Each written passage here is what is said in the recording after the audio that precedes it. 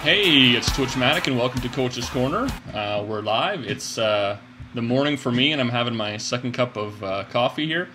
Good afternoon or good evening depending where you're at. And on this session we're going to be hanging out with Khor. So he's volunteered his time today to spend some time going through an order deck, which would be a lot of fun. He's a Spanish player with the Rats and Bunnies Guild. He's been scrolling since the Decay release. He has taken Decay, Growth, and Order into the top 100. And so as you can probably see from his profile on the screen, this is one of his profiles. He has a second account that he plays with as well. Just in case you're wondering why he's had 78 wins in Ranked, but has topped 3 different decks. So he also has his own Twitch TV stream, which is Khor Beats You. I'll put the link in the video when we post this. Excuse me. And it should be a lot of fun. So welcome to the stream, Khor. Hello, thank you for having me. So one of the prep things that we asked is, what are some of the top things that you look at? So we will get to that a little bit later on. But to kind of prep everybody on the stream, the summary is be aware of the situation. So we're going to go through that a little more in depth and what that means. We are going to be going through an order build today and a fairly intensive one. So we're going to spend a bit of time against the hard AI first. One of my earlier streams, I think we spent 25 minutes against a hard AI using a growth deck. So it'll be a good opportunity to talk through some of the decisions as well as why we're doing certain things. If we have time, I want to give a shout out to Bronal. He's kind of on standby to play against me or us if time permits. If not, we'll just have some great discussion. So it should be about an hour and we'll take it from there. So the deck we sent probably about a week ago as prep was the following that I'm just about to load up on the screen. And so if you can just, we'll spend the next 5 or 10 minutes going through the deck build Khor and any changes that you may have done over the past week, and take it from there. Okay, about the changes. The Wings Cleaver is a unit that I like it a lot, but in the meta right now, it's so fast that you don't get to play it most of the time. And if you play it, your opponent will have ways to remove it. So I tried to use another Dominion dependent unit that is the Order Champion K, but I didn't get to play it either for the same reasons. So I tried to make my early game better, and my decision right now is I'm trying to play Wings Warder to prevent energy and decay from removing my key units, more energy than decay, because most of the decay removal is enchantments and curses. So I have 3 Wings Warder instead of the 2 Wings Cleaver, and lower the amount of scholars to 2. Lower the amount of which one, sorry? Knight Scholar. Oh, Scholar, got it, to 2. There we are, okay. Alright, were there any other changes that you did to the deck? No, that's all. Okay, so when we look at this, we have 18 into 9 is 27 on the early curve, so on 2s and 3s. So what would you classify? This is probably more of a typical order build, where you have Imperial resources, if you make it that far. 26 creatures you have for countdown reduction. We have 3 haste as well as 3 speed and 3 roasted bean potion. For board manipulation we have 3 pother and 3 flip, and for card draw we have 3 kabonk and maybe for 1 damage as well. And is there any and of course the scholar for draw as well. Here's my first question for you is, and I know it's situational because pretty much everything in Scrolls is situational. But with the Scholar, from your own experience, how often do you find that you take the Scroll versus using the attack? If I have the Scholar in play, I use it mostly as a wall. And with the way I play this deck, that it's trying to survive until the mid-late game, until I can make the big plays that Order can do, I try to draw my scroll most of the time. I draw more scrolls than I attack with it. Okay. Because I just like a lot to have card advantage. Okay. I find it more useful than dealing 3 damage. Okay. Another thing that I was going to bring up during your introduction is during our previous coaching session, Zark gave you a big thank you for the help that you've given him in learning Order. So I think I just wanted to make sure that I mentioned that and make sure he gave you credit for that. Okay, thank you, Sarah. Okay, so when we look at that, so basically you summarized and said, hey, listen, we want to try to survive to mid to late where we can start playing, Imperial Resources and, or Winperial as they like to call them. So basically, so you had a good point about in the meta where, you evolved your deck over the last week, and while the meta is important for our conversation here, for the series specifically, I wanted to make sure we spent some time going through understanding whatever deck you're playing, understanding unit positioning. And so for this session, we're going to be focusing a lot on why we place things, where we place things and why. We do have to understand the opponent's deck when we play, but again, it's very specific about how do we utilize the cards that we have, and is there a better way of doing things. Before we start against the hard AI, is there anything else that you had wanted to mention or highlight about this deck, Khor? Yeah. Kabong, I really would like to have any other card in its spot, but it has an important reason to be there, and it's Infectious Blight. It's the only reason I have Kabong over any other card. It's Infectious Blight, because against Order, that the only way to play Order is using units. You can't use structures to win or removal or anything. You depend totally on your units. So Infectious Blight is a high counter to Order, and recently people has started to run Bloodline Taint in almost every deck that has Decay. Well, any mono decay deck, I mean. Yeah. And Infectious Blight is just terrible for Order.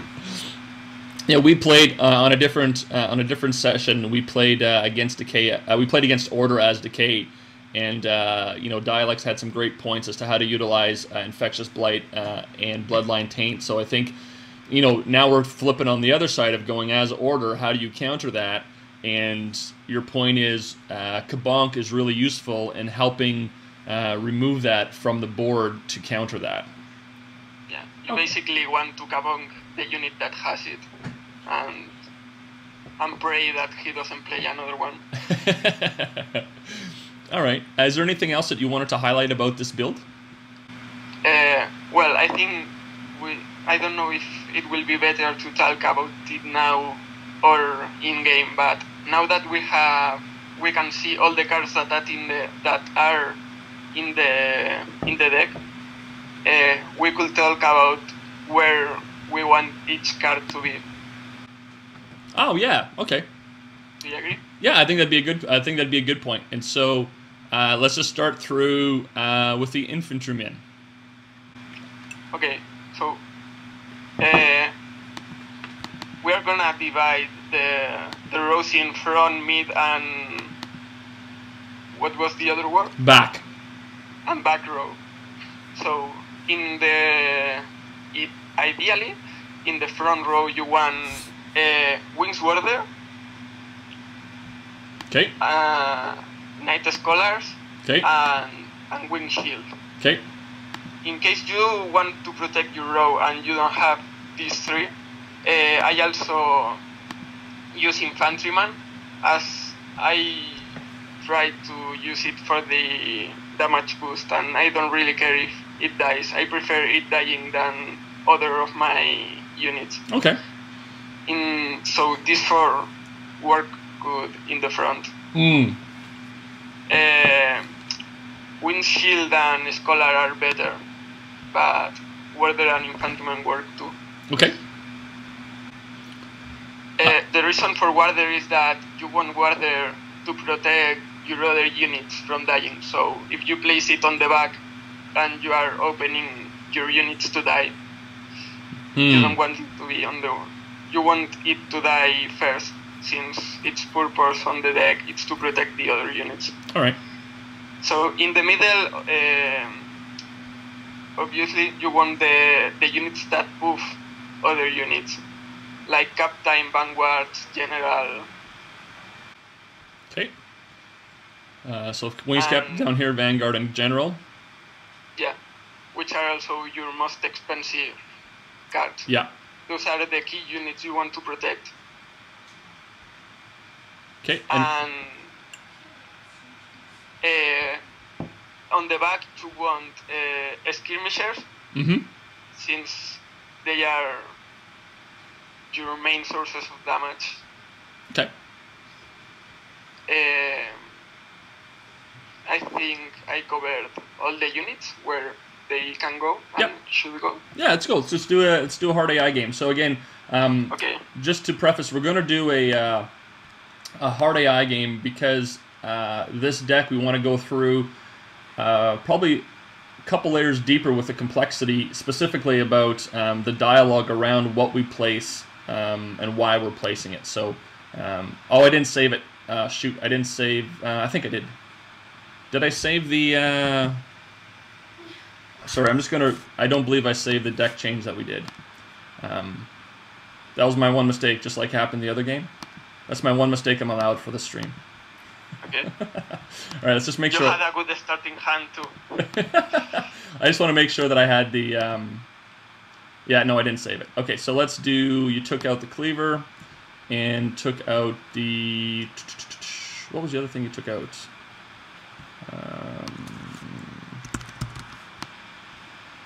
Night Scholar. Oh, thank you. There we go. So we're at 50. Put the 3 Wings Warder in. And just again, I'll make sure I have the deck link saved in the description so you guys will be able to see it. Okay, let's try this again. Okay, so I go first. I would keep this hand. Sack the Imperial Resources and keep this hand. Yeah, totally. Okay. What you want to do in the first in the starting hand is it is a slow deck, but you want to survive the first round. So you want to look for from 2 to 4 cost units. But if you have already like a 2 and a 3, you don't want to risk drawing a starting hand and having in your hands 2 Imperial Resources, a General, you know. Yeah. You don't want to be greedy. Yeah, that was one of the key lessons I learned earlier on, is don't be greedy. All right, and so when you say survive the first couple rounds, like try to make it to round, well, past round 2 and 3, but ideally, I think, you know, based on some of the more aggressive decks, is we want to make it past round 10. Yeah. Okay, so... There's a point where you start to outscale your opponent. Yeah. In this deck. Yeah. It's a very... So now you have to do some decisions based on what your opponent is playing. Your opponent is playing growth, so Wings Warder is not really very useful unless you need a 4 health unit. But in this case, you have better plays, like keeping your infantrymen will do better against growth than the Warder. Yeah. Which will only be used as a wall. So sack the Wings Warder for resources, kabonk the Vader. Yeah, I will do this. Because the other... Just to... Sorry, the other play is to... So what I see is either Kabonk the Vader or play a unit. And so which one would you do? I will Kabonk the Vader, fearing a breaker to or a good unit from growth that costs 3. Yeah. Because the other option will be if you Kabonk now, Yeah. You will have one more card than him, which is important in the early game. And he will play a 2-cost unit probably. But if you play the infantryman for the sake of having some units on the board, and he plays a breaker or another unit or 2, because with 3 resources he can play more things. Yeah. Those are the 2 options you have, and I think that the Kabonk option is better. Okay. Because infantryman, well, also this will help you bring the game ahead. I mean, stall the game, you know. Yeah. Have I used that word correctly? Nope, you're perfect. So I'll Kabonk that. This will help you. Okay, that's a great. So now what you have in hand is a perfect play for your next 3 rounds, because you have a 2-drop, 3-drop, and 4-drop. So,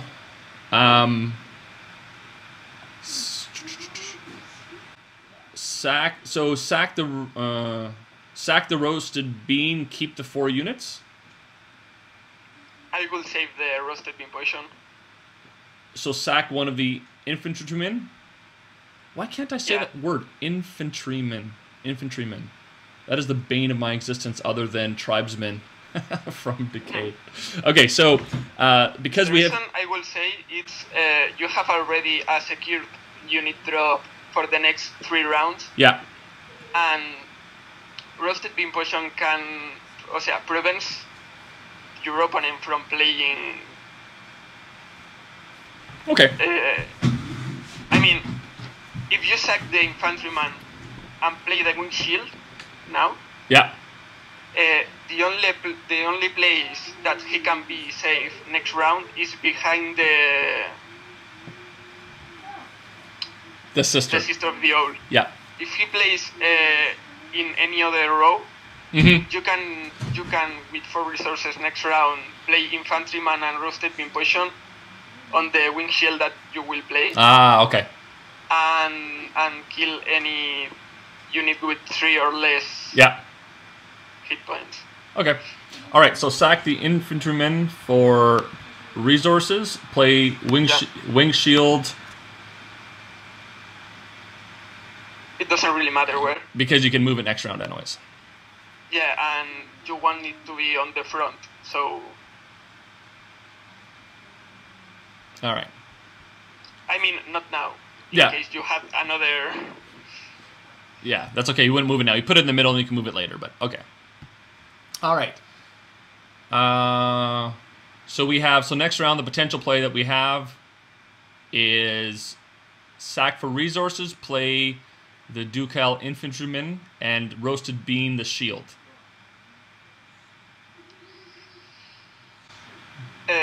I will then play... You want to keep the Vanguard, the Scholar, and the roasted bean poison, I think.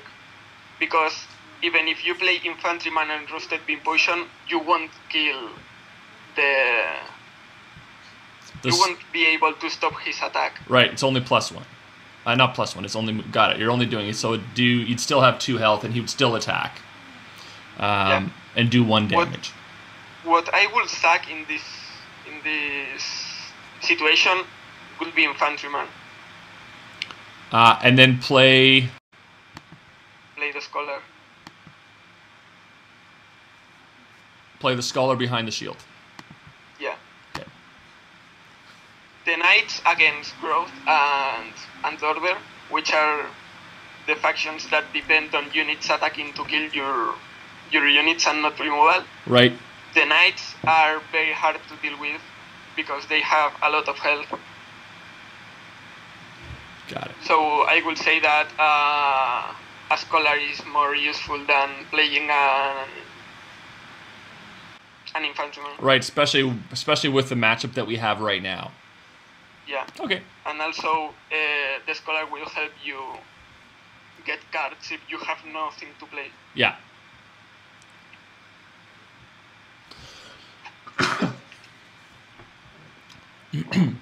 Okay, so he played a brother. We have drew a focus.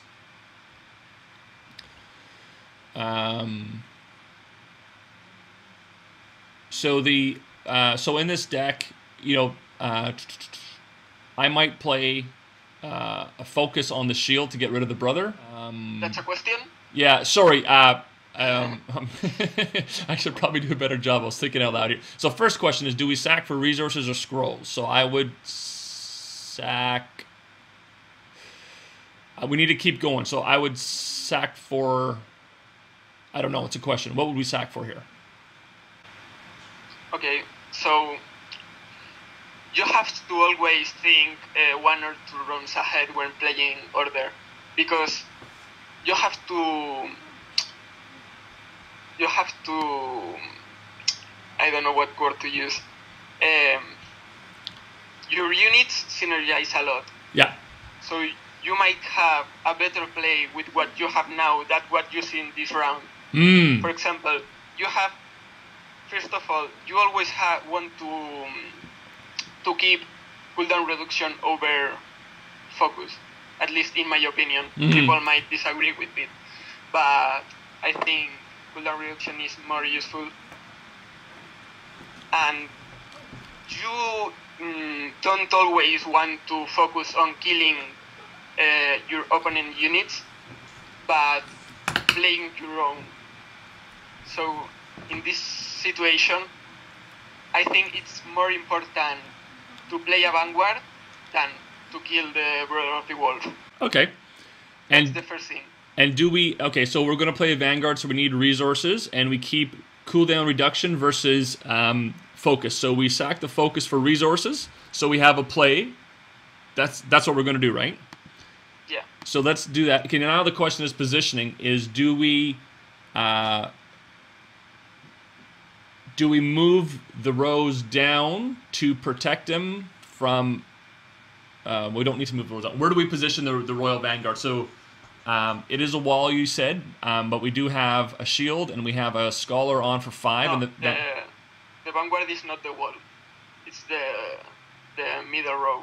Oh, sorry. Yes, the shield. Sorry, the Scholar, when we went through the deck at the beginning, the Scholar was the wall and the Vanguard was the middle because of the buff it brings to all the surrounding units. Yes.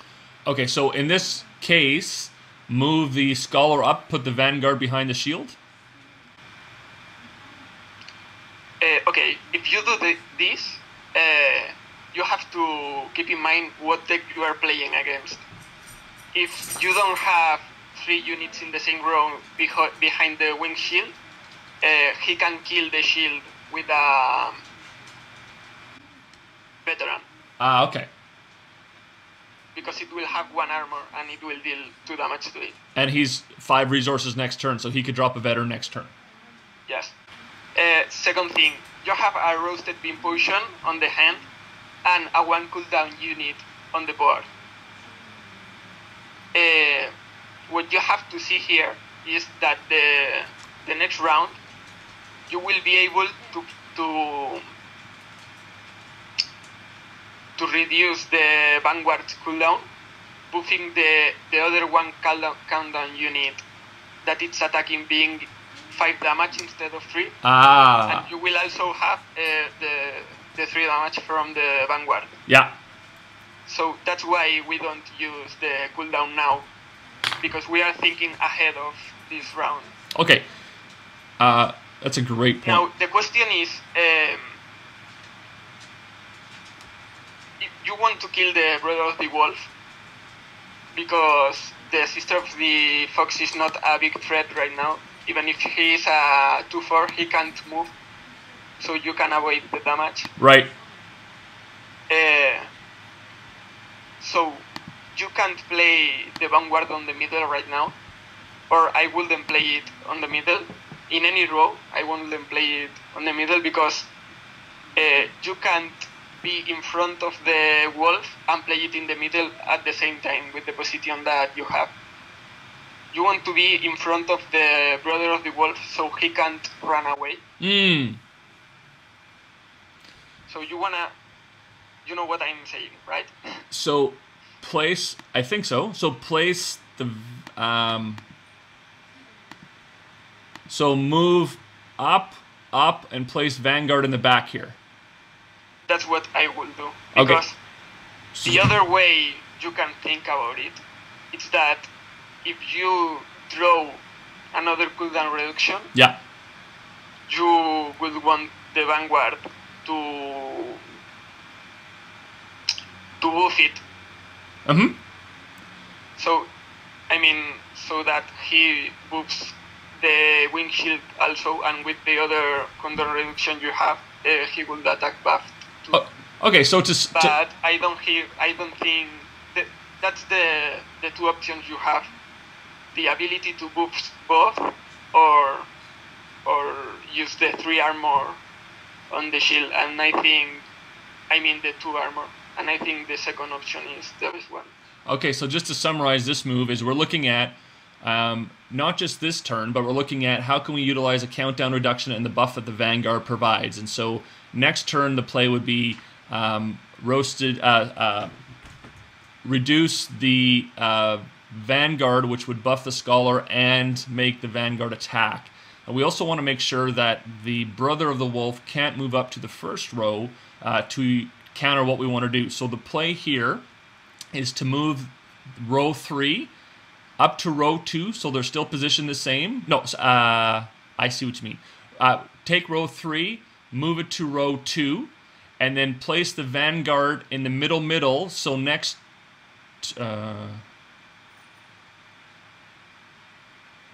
ow.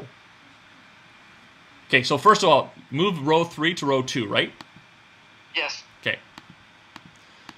Second play is the Vanguard goes behind the Scholar to make sure that we give the shield the extra protection from a potential veteran play next turn.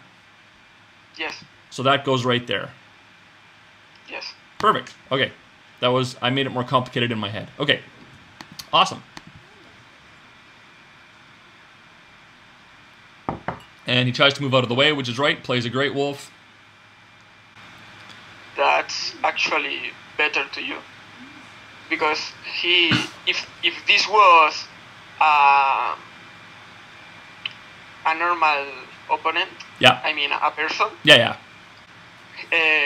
when playing against order, you always have to count on your opponent having cooldown reduction. Yeah.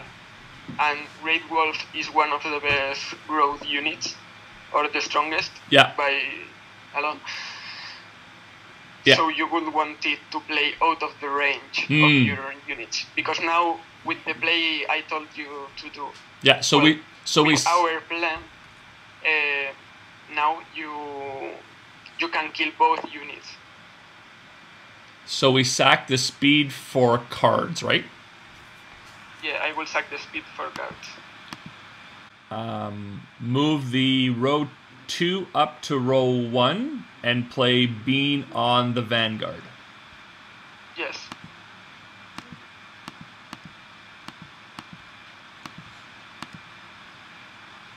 So that buffs the Scholar to 5, which takes care of the Wolf, and our Vanguard takes care of the brother. Yes. We're left with 3 resources. So that part makes sense. That really that was a good point. I made some notes here on the side here about forward planning with regards to specifically what do the buffs do, specifically the Vanguard when you run them. So now the second portion. So we have that move done. The second question is we have 3 resources left, and we can play a Kabonk or a Skirmisher. So a Kabonk, puts the Sister of the Fox down to 3. or a skirmisher gets more units on board if we play it near the bottom out of the range of the sister. Okay, now you have a tough decision, because if you play the skirmisher and he has a veteran, again, veteran is like the Thunder Surge of Growth. You always have to count on him having it. Yeah. But he only has one card, so he may not. But it's a risk. If you play a skirmisher open, he can kill it. The other option is use Kabong, knowing that you have advantage right now because you have 3 very strong units. You have like a strong row of Warrior, Scholar, and Vanguard. These units can do a lot of damage together and are very hard to kill because they are 2 5 HP units and one with 2 but that has armor too. So it's like 4. So I will leave it to you to make this decision. Of course you will. If you have to decide on risking playing the skirmisher alone, which against growth skirmishers are very important to kill the 1 HP walls that they use. Okay, so I'll talk through it based on what I've heard so far, and I'll make the decision. So, based on you forcing me to do so. Okay, so he has 5 resources, 1 card in hand. He has 39 cards left. We haven't seen a veteran yet. He just got to 5 resources this past turn, so he may have 1 in hand, but he doesn't have a lot in hand. We do have a strong row. We will kill 2 of his units.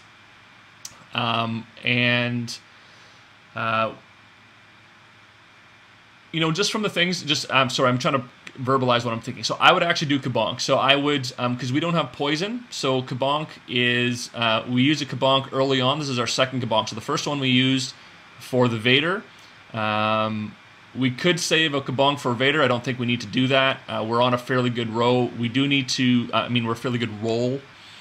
I would like to get another card. I would be hesitant to play the Skirmisher because that only leaves us 1 card in hand. I would, based on some of the other things that I've been trying to learn, is that I would like to try to keep cards in hand, at least to further my options, and I don't see a better target for Kabonk. So I would play Kabonk on the sister. One thing that I missed is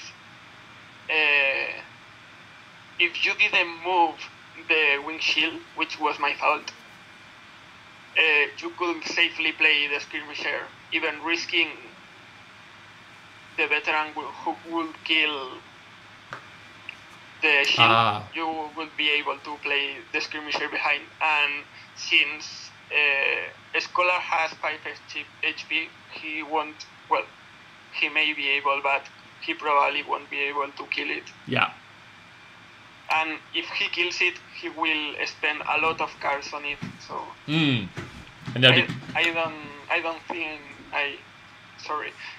don't know how could he be able to kill it anyway. Yeah. Okay, so we're gonna Kabonk that. We draw a general. Okay. All right. Excuse me.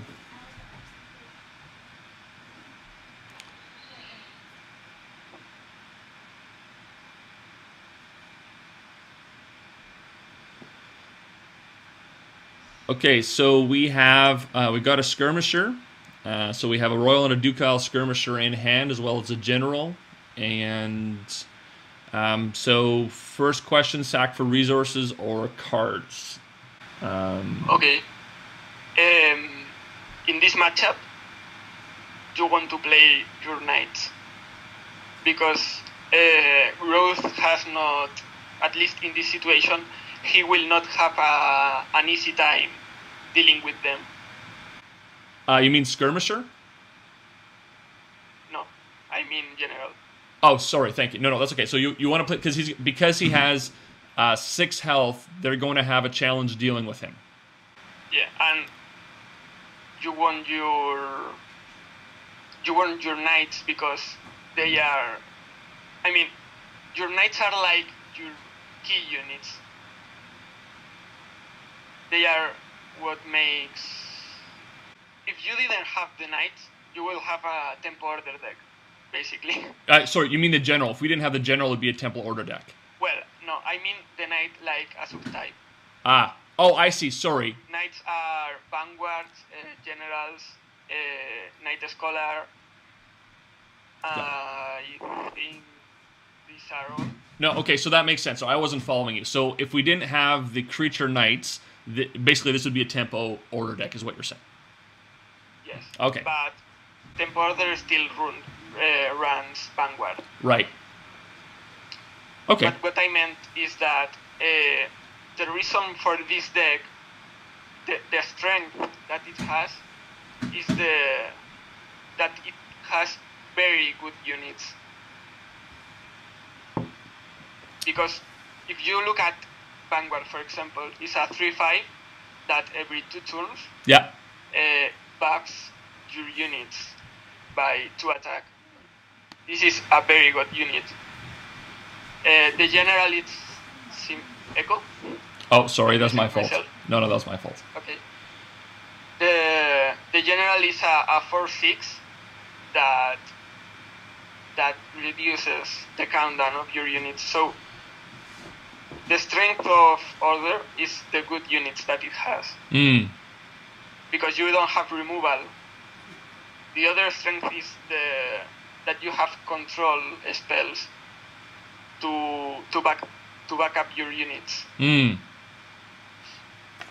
Okay. I don't know if I explained myself. No, it makes perfect sense. So what you're saying is, because we don't have direct removal with order, we need to make sure that we take advantage of the strong units that we have, specifically in this deck, the Knights, so the Scholar, the General, and as well as the Royal Vanguard, and we need to make sure that we utilize the control that we have. So, excuse me, you know, the different options we have at manipulating our units, countdown reduction, as well as the addition attack. Oh, one second. Okay, thanks.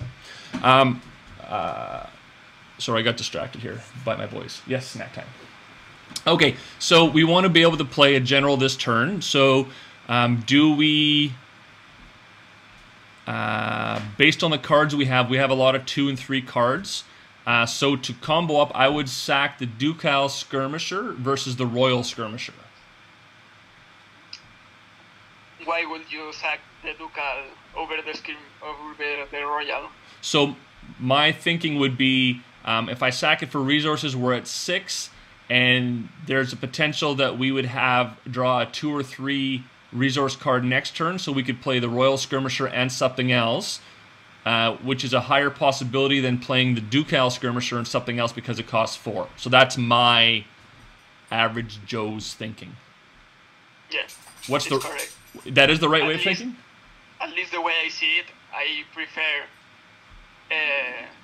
to have a similar unit that costs 1 resource less than having 1 extra health. Also, hey, I did something right. Yeah, you are learning.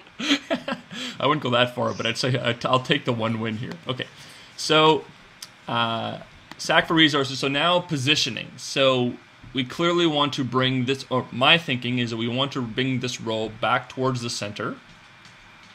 But now the position is, where does the Honorable General go? So before I move any of the other units, because apparently I sometimes have problem moving units, is where positionally on the board does the General go? So I know we want him in the middle. So do we put him in the 2nd row middle and move the Shield and the Vanguard down? You have 3 options here.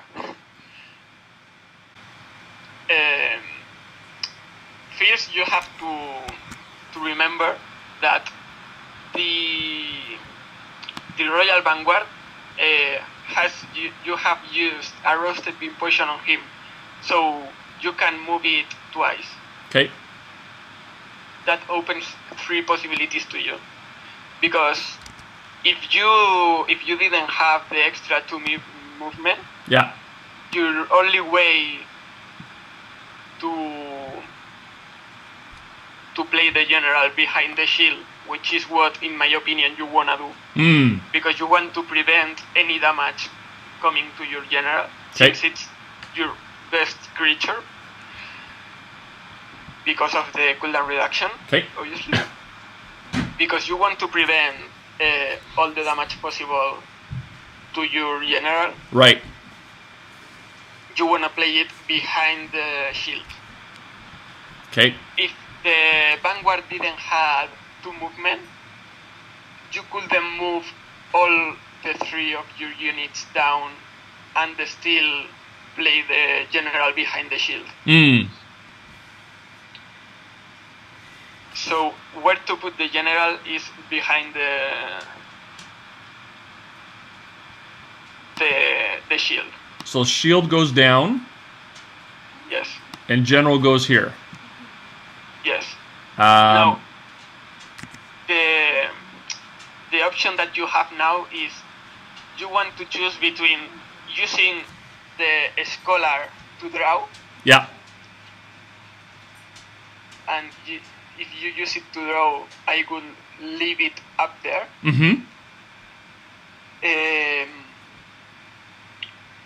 Or using the scholar offensively and moving it down. But we have 2 cards, 6 resources. Yes. Okay, so the shield goes down, so the general...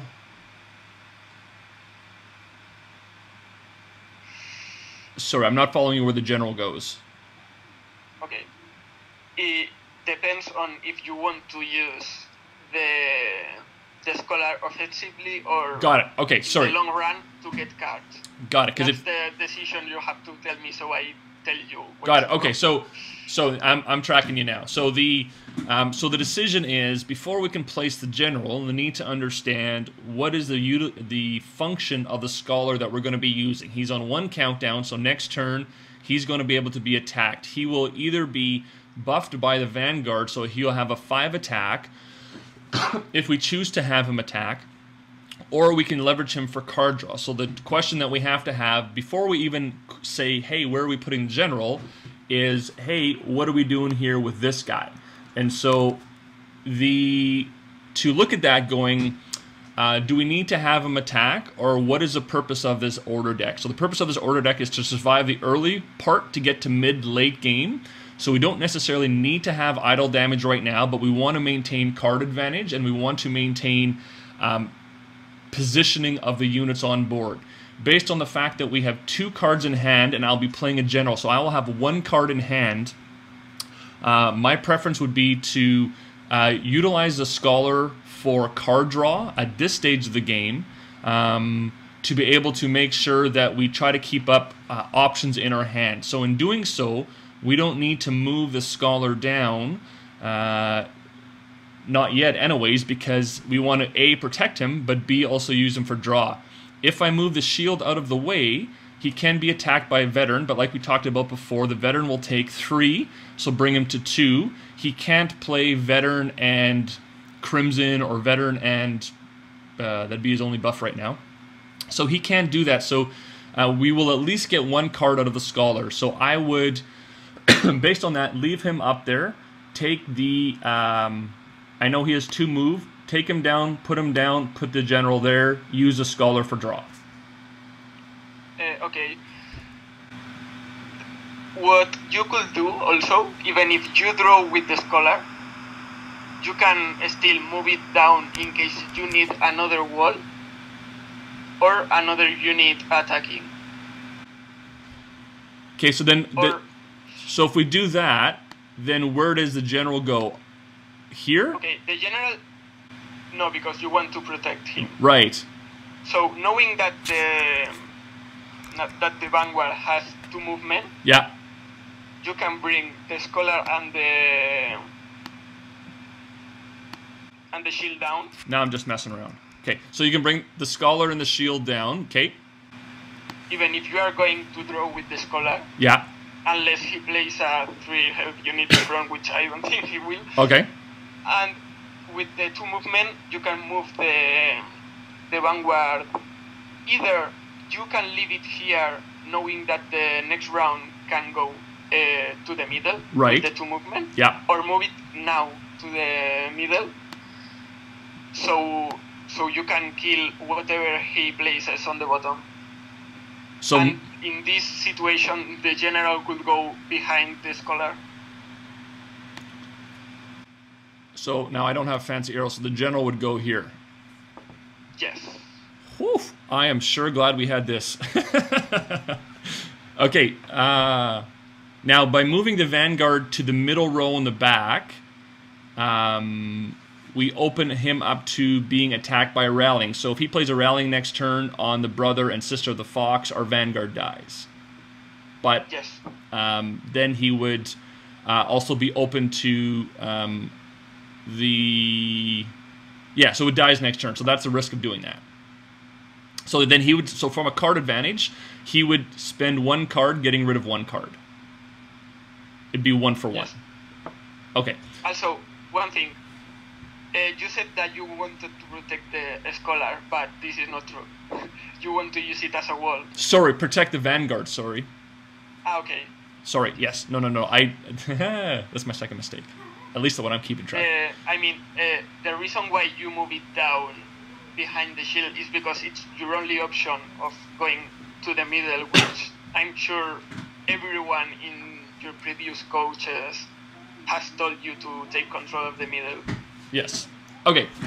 So this is a solid place. So move based on the arrows on the board, let's see if we get this right. Move the shield down, scholar down, vanguard to the middle, honorable general, 2nd row in the back.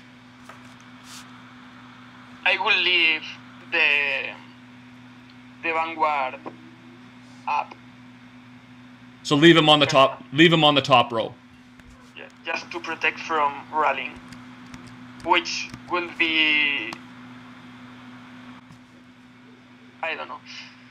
I will leave it on the top. Okay, so this is just to protect him. So this would be our play then this turn. Yes. Okay. Also, when you play the general, all the following turns, you have to think that you may be able to speed him. Which the next turn will then be very good because you have 2 units attacking. But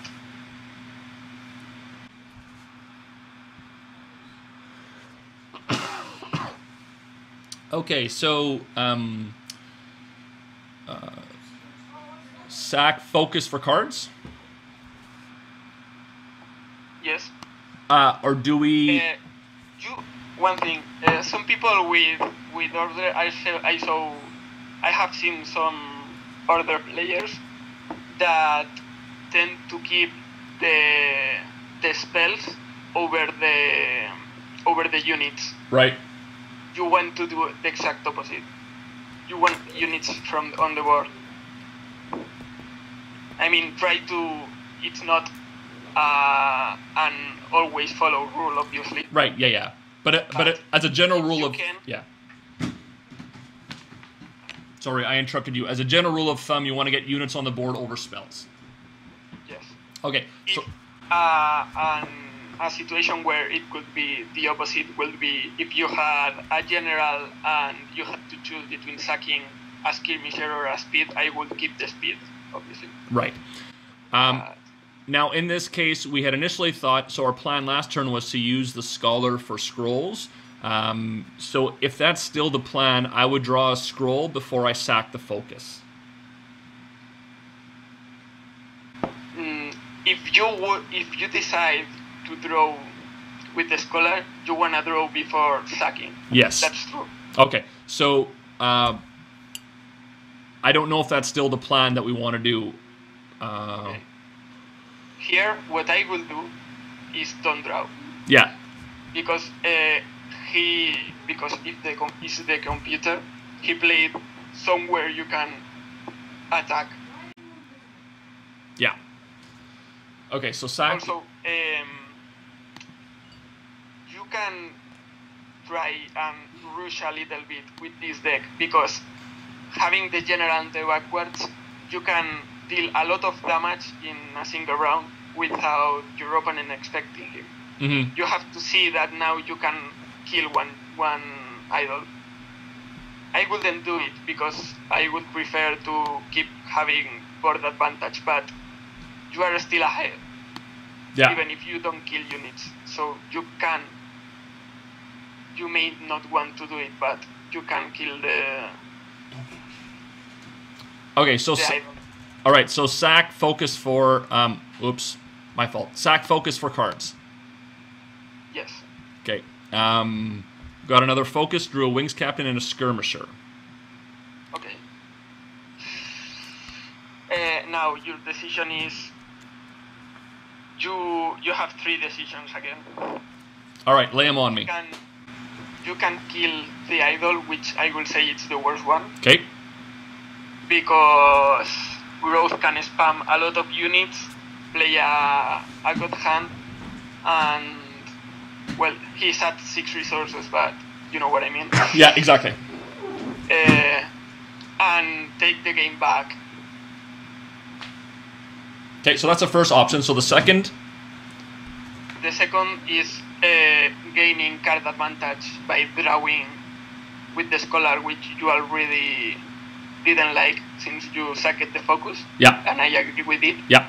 And the third is killing the Ragged Wolf and the Sister of the Fox, because you have to remember once again that the Vanguard has 2 movement. Mm-hmm.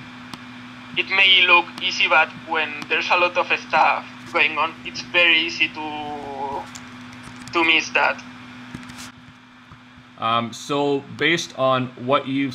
it is very easy to miss that because I already missed it. So what I would say is, based on what you've said, do that. So move the shield down, the Scholar down, the General up, and the Vanguard down to back middle. I wouldn't play like this. Okay, what's the better positioning?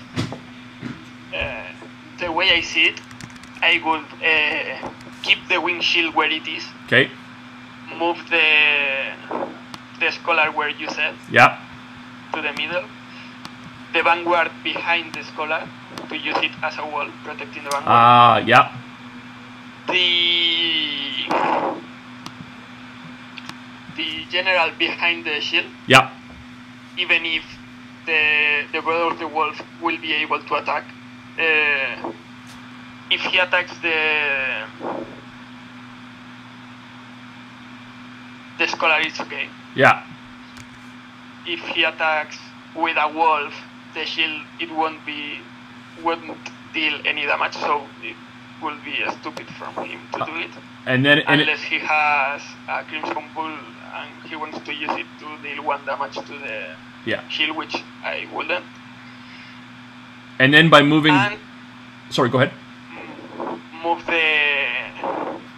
the General to the middle, because you want to have it in the middle so you can use the cooldown reduction. Yeah.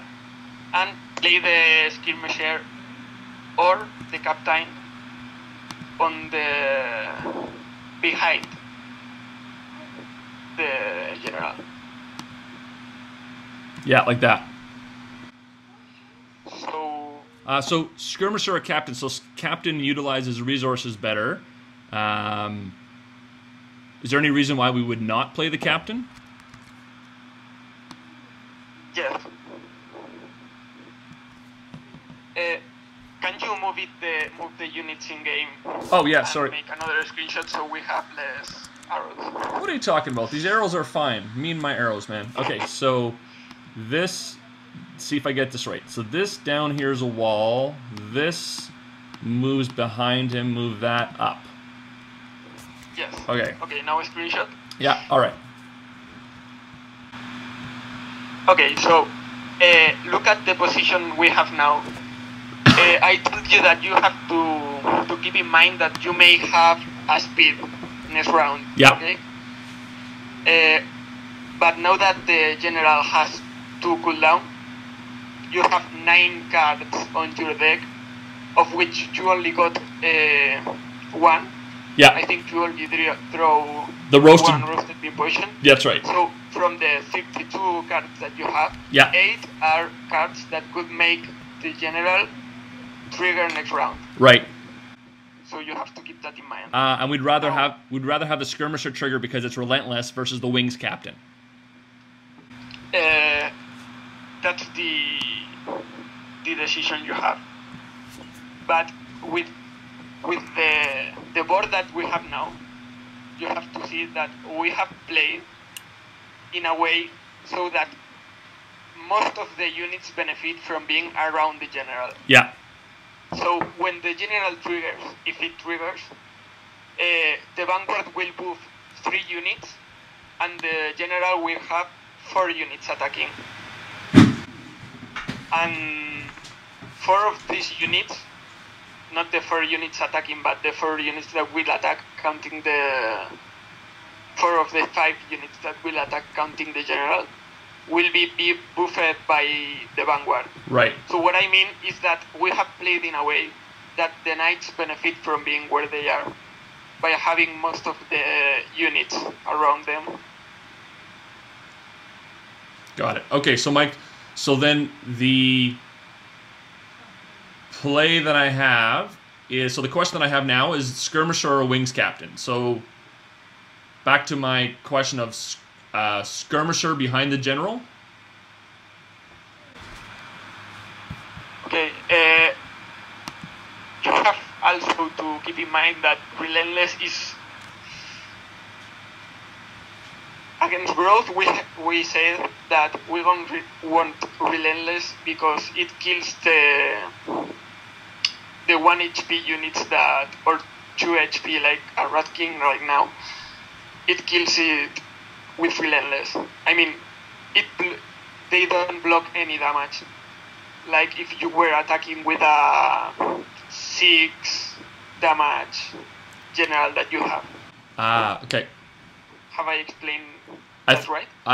Yeah, I think so, because the if you play a Rat King now, they would block, even if the skirmisher's behind, the rat would block the general's 6, and we would waste 5 damage. Yes. Okay. Also, you are going to play behind the general. If you play the captain instead of the skirmisher, and you happen to draw, I have seen in the chat that someone said that we sack a speed, and they are right. So we have 7 cards instead of 8. Because we've sacked the speed. Okay, we've sacked the speed and used the roasted bean. Yes. Okay. So if you play the skirmisher and you happen to draw a cooldown reduction for the general, and you play the skirmisher will be able to attack in the middle, in the first, second, and third rows. Yeah. The captain will be able to attack in the first, second, third, and fourth row. Okay. So you have 1 more. All right, so just to summarize what you said, by playing the wings captain does a couple of things. So first off, if you play the skirmisher behind a high unit like the general, what would happen is, if he plays a blocker like a Rat King, what would happen is we would waste 5 damage on the general and not take advantage of the skirmisher, or not take full advantage of the general. Plus, we'd only be able to highlight, and we'd only be able to, so if we place him here, he would only be able to attack on these lines. Whereas if we play the wings captain over here, the wings captain would be able to, because of the movement, be able to attack 4 lines, and plus it has 4 resources, and it's better utilization because we currently have 6 resources. We don't need to use focus on anything, and so to best management of our resources and for future planning, wings captain back behind the general is the best play. No. Yes? Yes, but while you were talking, I thought about another thing. Fantastic. If I haven't said enough things in this round. No, this is fantastic. So what's another option? If you look at your units, if you draw another card next round, yeah, having a focus in hand also, you might be able to end the game. Even if I mean, that's what I said to you, that Order can do a lot of damage in very few time. Yeah. Even if the opponent has almost his idols with all the health, with the units you have, you might be able to end the game right now. I mean, not right now, but... No, I know what you mean. Okay. So,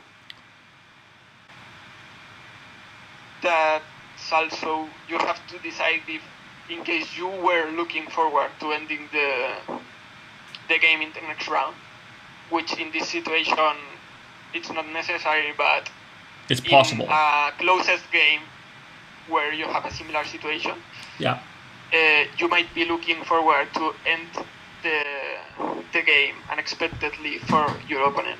Right. So if your opponent thinks about that and plays, say, a Rat King in one of the 3 top rows, only so that you don't end the game, you might want the Skirmisher over the Wings Captain. Right. So I can't tell which one would be best. Okay. So you're telling it's up to me. Yes. Fantastic. Personal preference, All right. say. I don't think one is best than the other. Each one have...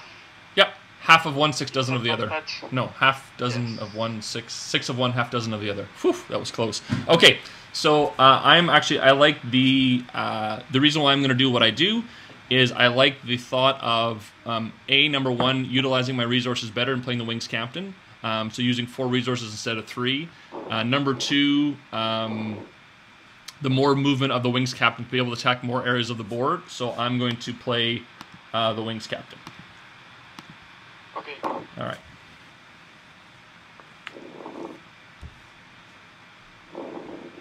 So he moves his brother out of the way, which potentially means if we get a speed, it could be... Oh, wait, that's not too bad. So if we get a speed... all right. I would... At 3-6. I have one thing to say about Quake. Yes. With this deck. If you are playing Growth, and you are at this stage of the game... I mean, playing against Growth right. with this deck. And at this stage of the game, you have Imperial Resources. Yeah. And you want to keep it to the turn after he plays Quake. Hmm. The reason for that is, if he plays Quake, he has wasted 1 turn, okay? Yeah. And you can use that turn to gain 1 resource and 2 cards, yeah. which is huge for Order since you are looking forward to the late game. Right. And also, double Quake is a very common thing. We all suffer it. And with the 1 health to all of your units, if you use that heal, yeah. Heal. The heal. If you use the healing, yeah. That means that Quake will be like 6 resources Inferno Blast because will only use 1 of its damage. Hmm. So you can look at Imperial Resources to a kind of a counter to Quake. Yeah. In this matchup. Okay. So that makes sense. So just to summarize that piece about Quake is when you play Quake, when the opponent plays Quake, and if we're at the stage of the game we have Imperial Resources, we want to ensure we hold Imperial Resources to post Quake because it does a couple things. One, he's wasted a turn. He's utilized Quake, which in essence has given us an opportunity to not only heal the units, but when you play Imperial Resources, it means that we don't get units on the board. So it is a good it's a good follow-up to Quake because it allows us to heal our units and to play a card where we don't necessarily lose the momentum of the game because he spent a turn playing Quake. Exactly. Okay. All right. So we drew a Knight Scholar. So we have a Skirmisher-focused Scholar. We have all of our units are on 1 countdown, and as we mentioned, we've used 2 countdown reductions, so we have 7 left in our 31 remaining cards in hand. So 7 for 31.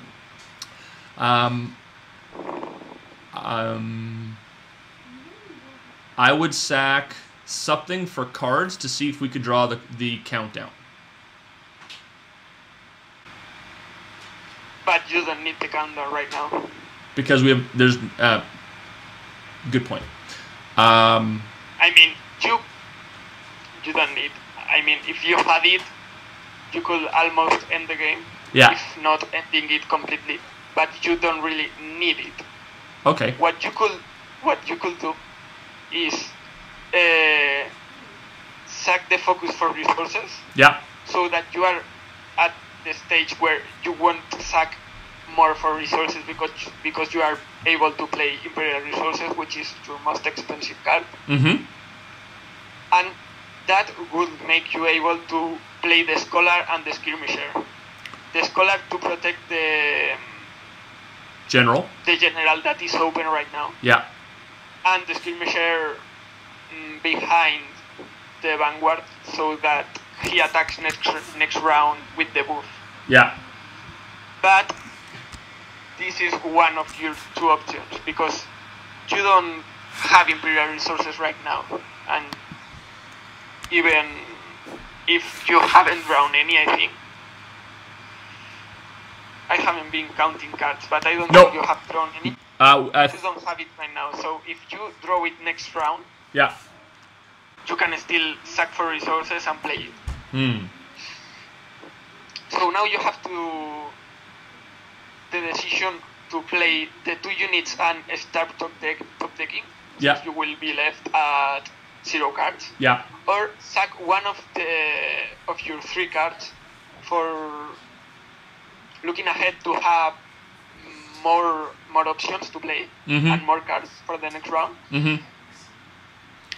And if you draw the Imperial Resources next round, you can always sack for resources that next round and play it. So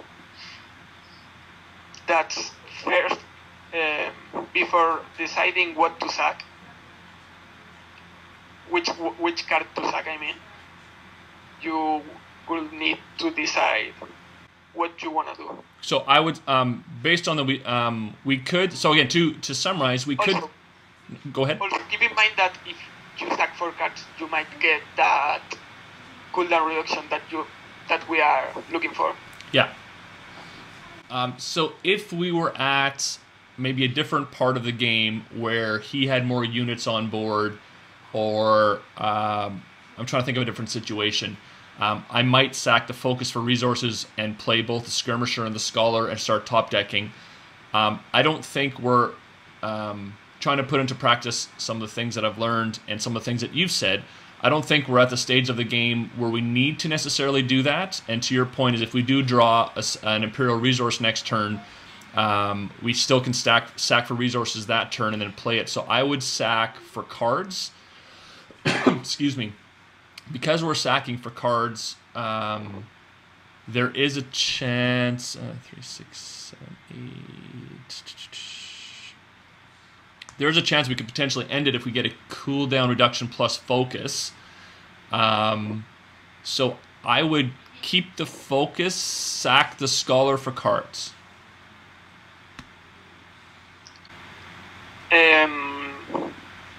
Okay.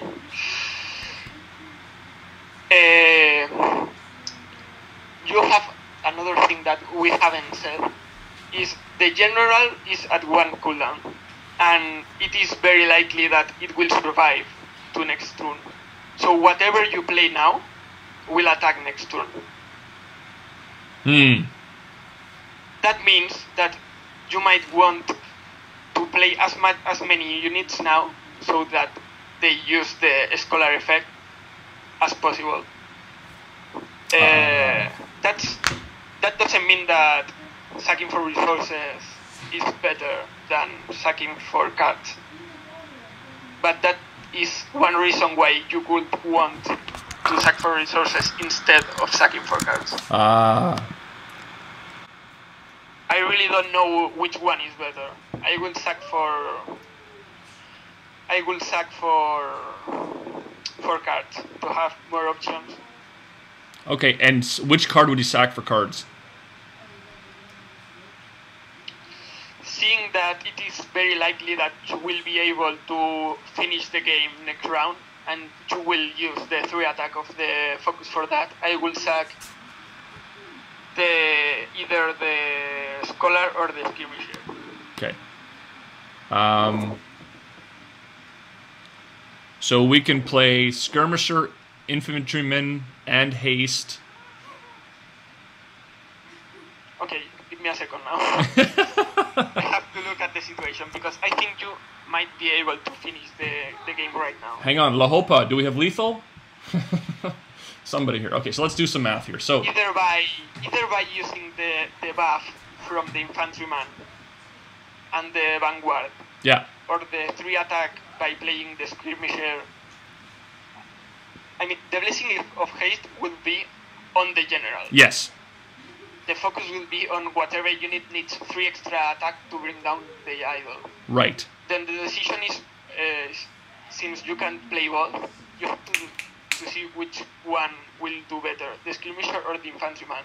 Since the Infantryman have one attack and will buff 2 units to have 1 more attack, and the Skirmisher have 3 attack, which both have both cards could add 3 to your total damage. Right. That's what I'm trying to say. Yeah. Okay, so This is the hard part about playing Order. You have to you have to keep in mind a lot of things, like the buff from the Vanguard, the damage from focuses, Yeah. this kind of stuff. And in 90 seconds, that is very, very hard. yeah.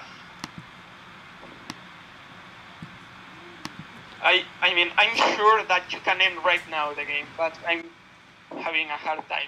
Okay, so you know what? Because we're playing. This is a great way to wrap up the stream is figuring out lethal. So we need 10, 8, and 10. So what will happen is this will be. So he's giving +2 to everybody around him. So that means this will be on 5 attack. This will be on 6 attack. And this will be on 6 attack.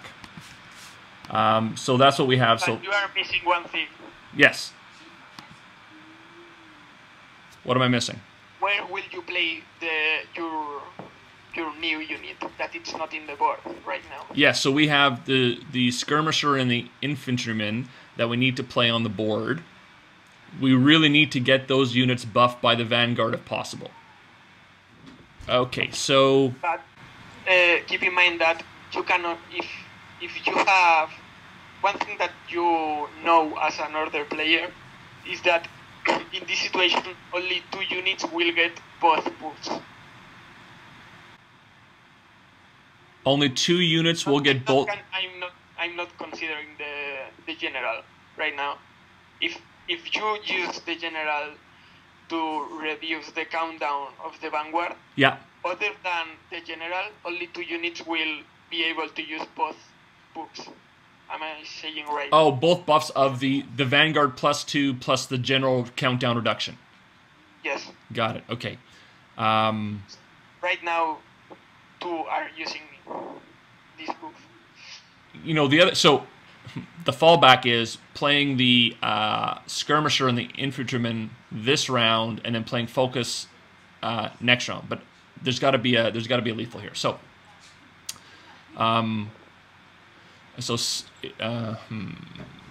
so we have a 1 attack and a 3 attack units that we can place on the board. If we don't get them buffed, so 1 second, boys, I do need you to be a little bit quieter. If we place them without getting the buff from the Vanguard, so if we do, if we place them around the general, so if we put them around the general, they'll get the countdown reduction, but they won't get the buff, which would mean that we would have a 1 attack and we would have a 3 attack. wherever we would want to place those. So those would be, with that math, we can't have lethal because we would have either 9 in the top row, 11 in the middle, 4 on the bottom, on the third row. There's no way we can have the proper math that I see. So let's eliminate that possibility first. There's no way that I can see simply getting the buff from the general that we can have lethal this turn. Okay. What we should do is keeping in mind that you have 90 seconds to play. So in a normal game, we couldn't do that. So what I would do in a normal game, yeah, it's play the unit where I think works better. Play the Blessing of Haste on the general. Yeah.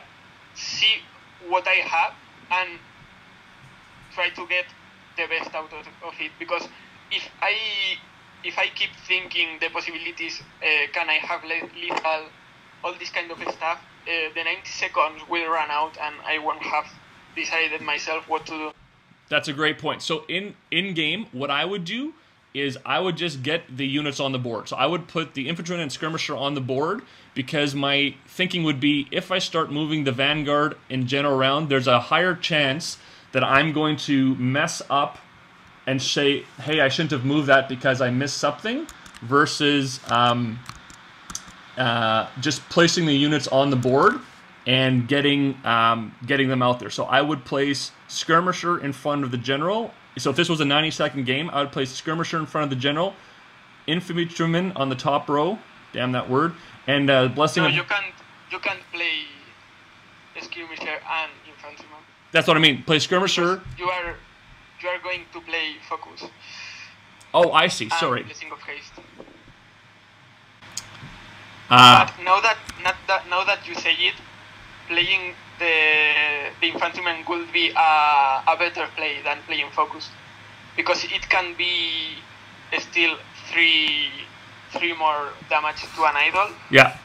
And you could have a new unit on the board. So this is what I would. You know what I mean? Yes.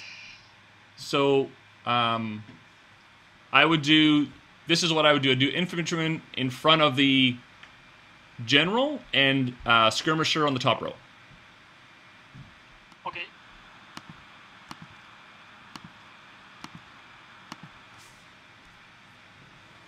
Okay, so now 7, 10, 6. So it's easier to see. Yeah. And in a real game, this would be realistically what would happen. So what you will do now most likely is kill the top and the first and the second row and leave the middle at 2. So I can't kill the first and second. Oh, I see. So move the wings captain up, which puts it to 6 attack, and then move the infantryman. Oh no, you can't. Yeah, because of the buff. I forgot the infantryman buff on the. So either way. But as I say, with 90 seconds, you have to make the best out of this as fast as you can. Yeah. We can't spend 20 minutes in a single round. Oh, exactly. Okay, so at this stage, I'd want to split out. I wouldn't want to move the general too much because I'd still want to keep him in the middle. So I would move the wings captain up. Wings captain up here. Keep these two here and these two here. Like if I was in a game, that's realistically what I would do. Yeah. And Zark brought up a great point that the AI is taking naps, going, "Hey, what is this guy doing?" Okay, so whoever's watching the stream can that'd be a great discussion point after. Is was there lethal in that play? But to your point, excuse me, to your point, Core, is that in the middle of the game, with that amount of stuff going on, you wouldn't be able to figure it out. You'd probably take about, well, unless you're PQ or somebody, you would look at that and go, okay, I need to move my things and get things going here. So I would sack Wings Warder for scrolls to see what we get. Yes. Okay. Okay, so a couple things going through my mind is one is we're really close to taking down the idol. We don't need to move these guys down because that would just give more of our units, give his brother wolf more options to attack his units. So I would play the Vanguard. I would move the Knight Scholar up, play the Vanguard middle, and end turn. Then you will then be using the buff from the one countdown Vanguard that you have. Ah. The way you would play this turn, you will only use... Well, you could then use any buff if you move the Scholar to the front. So move the Scholar to the front, Vanguard to the middle, play the new Vanguard middle back. With the bar that we have now, is put the Vanguard where the Knight is now. Yeah. I mean, the General. Sorry, not the Knight. Because General is a Knight too, but...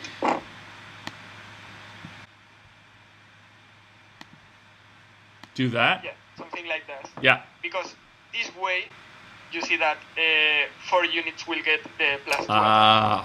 And it's very hard for you to not win the game right now, the next round, with all the wolf. Now, what I will do is choose the Vanguard that you have right now to protect either the skirmisher or the Scholar, because those units are attacking this round. So I would do, because the brother can move up, I would use that to protect the Scholar. And even though he can spawn a wolf, the wolf can go, the wolf could attack either one of these, but the wolf has 2 damage because of the totem. But that still leaves us the opportunity. So I would put the Vanguard in front of the Scholar. The best thing that you haven't thought about next round is if he has a God Hand in hand,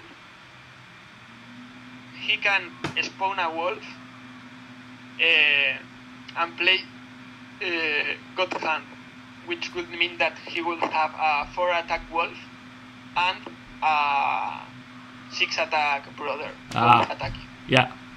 Which it will make no difference in this game, of course, because it is already won. But we are talking. Yeah. So we learn. Yeah. I mean, this game you could not think at all and still win. Yeah. But that's not what we are here for. Yeah. So.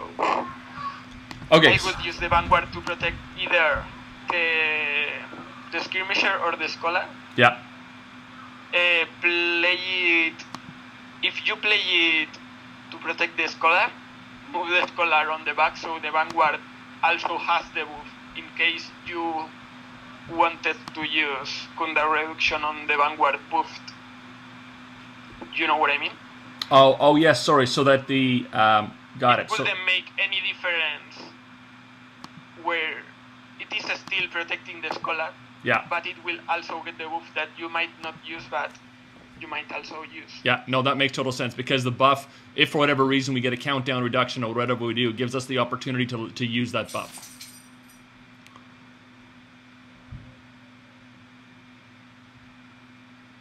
All right, so he removed. That's the game. Yeah. And the other option was flip the brother out of the way, but you know, he could still move up and attack even up to row 2. So, okay, so. So that's where I told you to use the Vanguard to, even if it will make again no difference because this game is won. Yeah. In another situation, this is where a lot of units will get the attack buff instead of none. Yeah.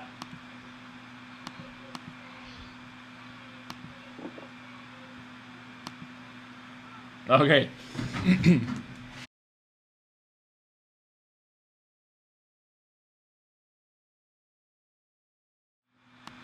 So, a couple things. One, it's an hour and a half, so I really appreciate you hanging out longer. That was awesome. I'm glad that we had... that was an hour and a half? Yeah. Oh my God. Time flies. So it's good because I think this is a good showcase of what happens with order, and other than tempo order, what you have to do when you look at all the different things to take into consideration when you play a mid to late game order. And it is a really challenging mentally to play, because you have to keep so much in mind, but it can be very, very rewarding. So I want to summarize a couple things from the session that I've learned, and then I'll get you to summarize from your perspective, Khor, and then we'll do a wrap. So I probably have 6 or 7 items here, and I'm just going to go through them each, and then I will toss it back to you. So one that we started off the stream is a learning for me is to continually look at your deck and evolve your deck. And so based on your play, what I've done in the past, I have a favorite deck that I've played, and you get used to it, you get comfortable with it, but what ends up happening is other decks evolve, and if you don't evolve with it, especially in ranked, is you start losing. And so even 5 or 6 days ago when you sent me the deck, you've changed it since then.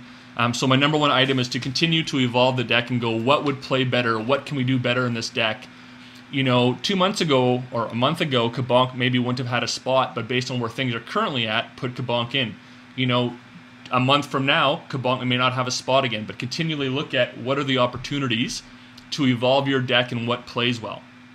The second one that multiple coaches have brought up, and you brought up again today in our discussion with the scholar, is card advantage. Is when you have an opportunity to get cards and to maintain card advantage, look at what the opportunity is to draw, to use that card advantage and to take that into consideration when you're making a play. A couple of points that you had specifically with this deck and kind of rules of thumb that you use.